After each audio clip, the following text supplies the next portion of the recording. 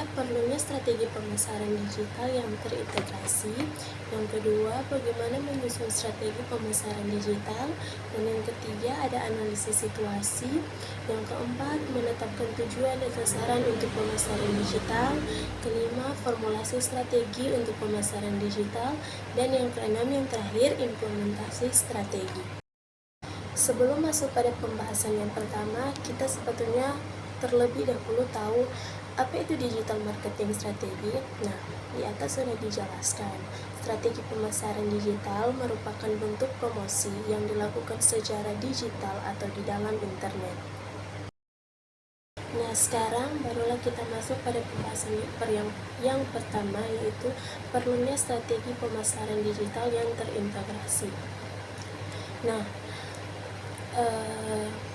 seperti penjelasan di atas, sama seperti namanya integrated digital marketing, bekerja dengan cara mengintegrasi beberapa saluran pemasaran digital sekaligus untuk mengukseskan pemasaran.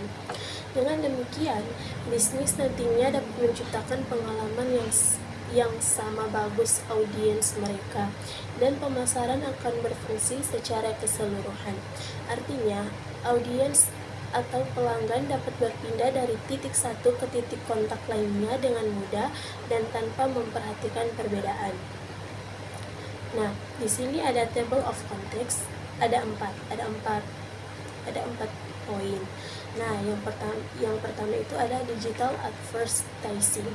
Nah, digital advertising atau periklanan ini merupakan digital yang dapat mencakup iklan pay-per-click di mesin pencari dan media sosial. Nah, yang kedua itu ada internet marketing. Internet marketing adalah strategi pemasaran yang menggunakan internet untuk menyampaikan pesan promosi kepada pelanggan. Nah, yang ketiga itu ada email marketing. Nah, email marketing ini adalah strategi pemasaran yang umumnya digunakan oleh pebisnis, dan strategi pemasaran ini dilakukan dengan mengirimkan email kepada prospek dan pelanggan. Nah, yang poin yang keempat atau poin yang terakhir itu ada content marketing. Nah, content marketing ini merupakan strategi pemasaran ini dilakukan dengan cara memproduksi konten sebagai media komunikasi dan media promosi. Kita masuk pada yang kedua, pembahasan kedua, yaitu bagaimana menyusun strategi pemasaran digital.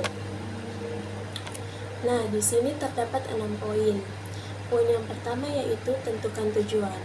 Sebelum Anda menyusun strategi, langkah awal yang harus Anda lakukan adalah dengan menentukan tujuan, atau menentukan tujuan, baik itu tujuan bisnis secara umum maupun tujuan campaign atau marketing secara khususnya.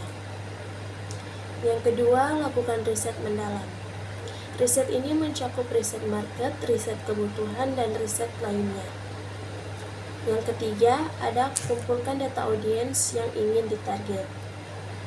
Target audiens merupakan kelompok konsumen tertentu yang paling mungkin menginginkan produk atau layanan Anda. Yang keempat, ada pahami digital marketing funnel. Digital marketing funnel membantu Anda memahami audiens target Anda, yang berarti Anda dapat memiliki banyak peluang untuk terhubung dengan leads pada waktu dan platform tertentu.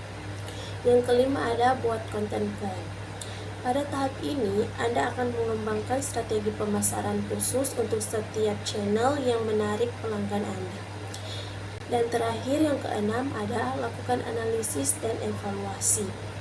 Nah, analisis dan evaluasi ini sangat membantu Anda untuk memperbaiki arah dan belajar dari hal-hal yang tidak berjalan sesuai dengan rencana Anda.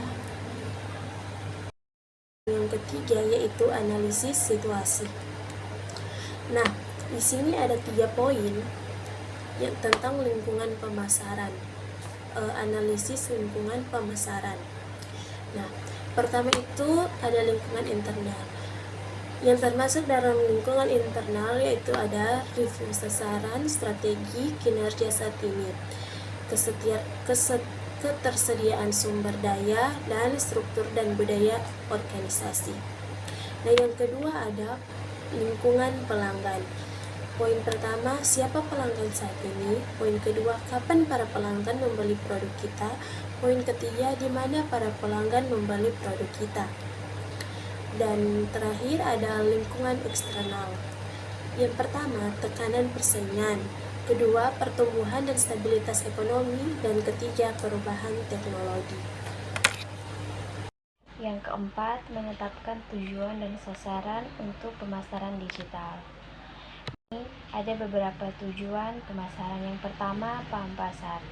Untuk melakukan pemasaran yang tepat sasaran dan budaya guna, maka seorang manajer pemasaran haruslah memahami kondisi pasar dan konsumen. Hal ini karena keduanya merupakan target potensial yang harus dicapai oleh suatu perusahaan. Yang kedua, menciptakan produk sesuai kebutuhan. Produk yang sesuai kebutuhan dapat menjamin kelangsungan dari perusahaan.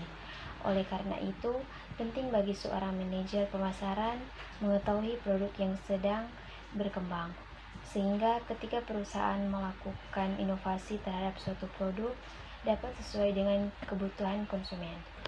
Yang ketiga, membangun citra produk. Tujuan pemasaran yang berikutnya adalah membangun citra produk agar memiliki nama yang baik, mudah dikenal oleh konsumen. Yang keempat, mencapai citra yang dibangun. Citra yang sesuai produk amat penting untuk dibangun dan melekat sebagai khasan dari produk tersebut. Misalnya, produk-produk perawatan wajah haruslah memiliki citra kecantikan seorang wanita. Yang kelima, penjualan. Penjualan merupakan tujuan utama dari suatu perusahaan dilakukan untuk dapat mencapai suatu target penjualan yang telah ditetapkan oleh manajer pemasaran. Maka suatu strategi pemasaran dirancang dan dilakukan oleh tim. Yang keenam, kepuasan konsumen. Kepuasan konsumen merupakan target utama yang harus tercapai dari tujuan pemasaran. Selanjutnya, sasaran pemasaran digital. Sasaran pemasaran didefinisikan sebagai berbagai tujuan dan tolak ukur yang didorong oleh pertumbuhan yang ingin dicapai oleh perusahaan dengan membuat strategi pemasaran. Misalnya, kampanye pemasaran digital dapat memiliki tujuan pemasaran seperti meningkatkan lalu lintas, meningkatkan daftar email, mendapatkan lebih banyak pengikut media sosial, dan mengubah audiens target dan lain-lain. Yang kelima, formulasi strategi untuk pemasaran digital. Beberapa faktor kesuksesan digital marketing. Yang pertama, pahami audiens Anda. Strategi digital apapun, mulai dari sosial media sampai digital audience, wajib memahami siapa audiens yang akan dijangkau. Umumnya, perusahaan hanya fokus membahas dirinya sendiri, misalnya fokus membahas apa kelebihan mereka atau mengapa audiens harus berinteraksi dengan akun perusahaan tanpa mempedulikan apa masalah yang dihadapi. Yang kedua, kemas konten dengan pesan yang efektif.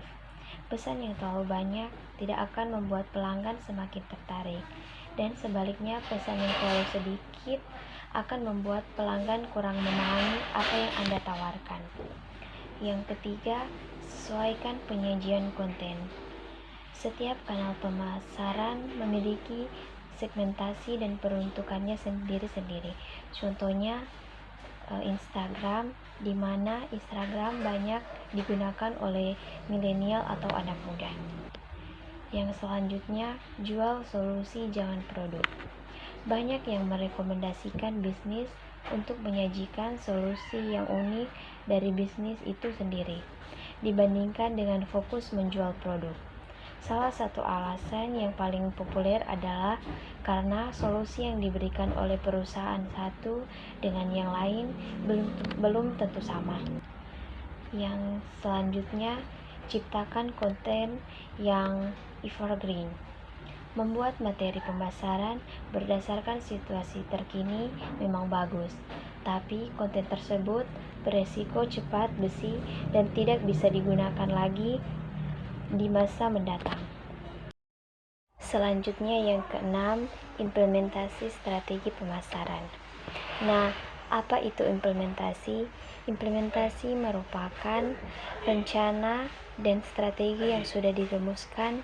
Tujuannya adalah untuk mencapai tujuan jangka panjang yang perusahaan. Proses ini mengubah strategi yang sudah dirancang menjadi aksi dan tindakan nyata untuk mencapai tujuan. Selanjutnya, apa saja langkah mengimplementasikan strategi bisnis? Yang pertama, temukan kerangka strategi. Mulailah dengan membuat kerangka kerja sederhana dan mudah dipahami oleh seseorang. Yang kedua, bangun rencanamu. Setelah membuat rencana, saatnya untuk mulai membuat rencana strategi yang sesungguhnya. Yang ketiga, tentukan KPI atau Key Performance Indicator. Dengan KPI, kamu akan lebih mudah memulai pencapaian sekaligus fokus pada hasil yang ingin diraih. Yang keempat, tetapkan ritme strategi.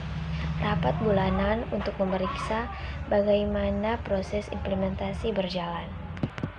Yang kelima, tetapkan pelaporan strategi.